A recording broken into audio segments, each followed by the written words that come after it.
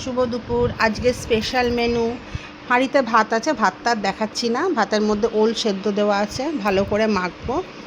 আর এটা হচ্ছে মাছের মাথা, অর্থাৎ চিংড়ি মাছের মাথা দিয়ে কুমড়ো পুঁইশাক ডাঁটা দিয়ে চচ্চড়ি, ঠিক আছে।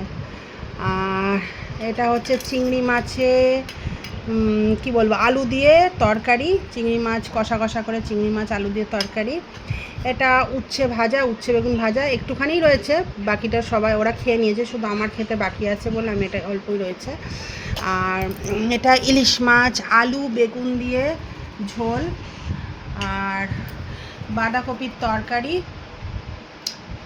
আর আর কিছু না, ব্যাস এ কটাই হয়েছে।